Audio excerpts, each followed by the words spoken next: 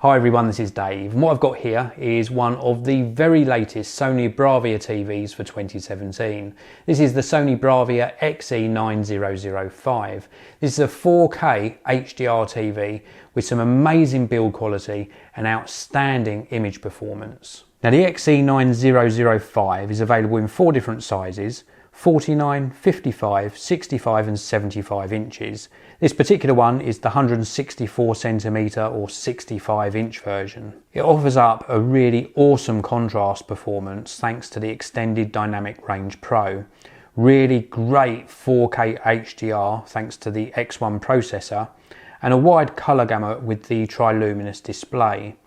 The operating system on the XE90 range is Android TV, and that's great for movies, games and connectivity. So let's take a closer look at the user interface and what Android TV has to offer, and then I'll talk to you about the actual performance of the XE9005. So to access the Android TV user interface, you push the home button on the remote control, and you're presented with this really colourful user interface. It's really inviting and entices you into trying to discover new content.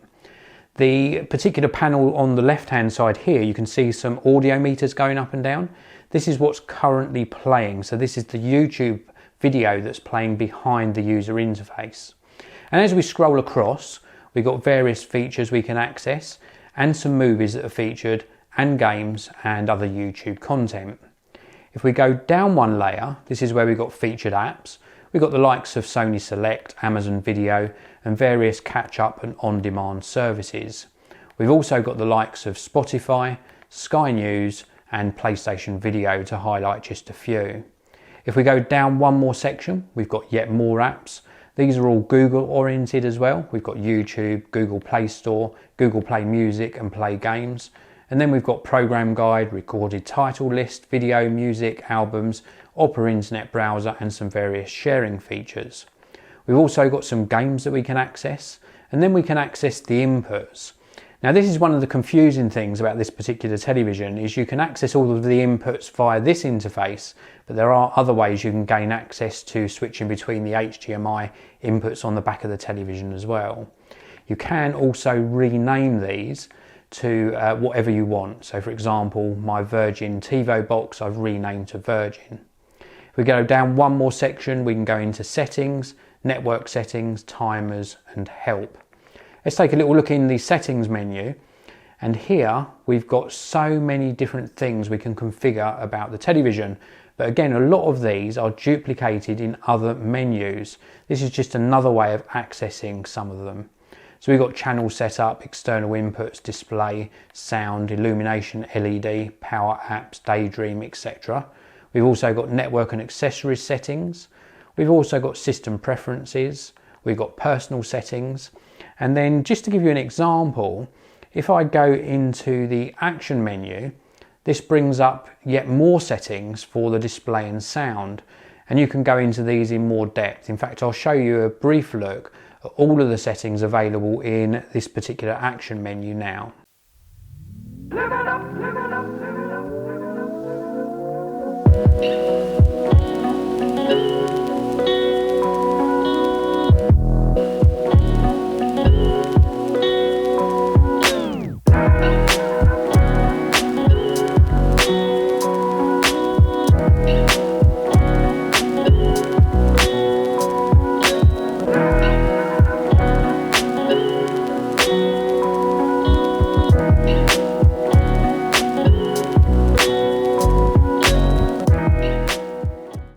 So let's take a look around the back of the television at the connectivity.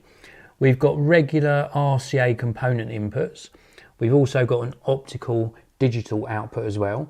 And then we've got a total of 4 HDMI sockets. Only 2 of these support HDCP 2.2, which is a little bit of a shame. I would have expected them to all have supported that. We've also got some USB sockets as well. A couple of these support charging of devices. One of them supports recording to an external drive. And then we've got the Ethernet connection for wired networks. This has also got Wi-Fi built in, a regular RF aerial socket and a couple of SAT coaxial connections as well. Everything's very, very well laid out. On the opposing side of the television, we've got a very thin power cable which leads down to an external power brick, and the rear of the stand has also got some cable management built in as well. So now I'd like to talk to you about my experience with actually watching content on the XE9005, what I've liked and what I've disliked. And I want to start by talking a little bit about the remote control, because I haven't really shown you this in great detail. The thing I like about the remote is the build quality and the size. I also like the fact that it's got sort of a rubberized feel to it, and the buttons are really nice and tactile. A lot better than regular remotes that come with sort of lower end televisions. The one thing I don't like about the remote is the rubberized finish does actually attract dust. So that's a little bit of a negative. Now, also, I want to talk to you about the selection process when I was trying to decide on what television to get into the studio for 2017. And it's really hard because there are so many choices available nowadays. And the two choices I came up with after a lot of research was this one, the XE9005, and also the latest 65-inch HDR offering from LG. And I think the reason I was drawn toward the LG one was because it runs WebOS as an operating system, and I really enjoyed using that throughout 2016. The performance is great, the features are great, and I was just really sort of drawn towards it. And Android TV on Sony's TVs in 2016 started off very sluggish. The performance was not great. It did improve throughout the year, and in fact I think that all 2016 models will get the same updates to Android TV as the 2017 models, so that should improve again throughout 2017. And my first experience upon turning this on is actually the Android TV interface is very snappy. But what really made me choose the XE9005 was the superior image quality, and it really is very special indeed.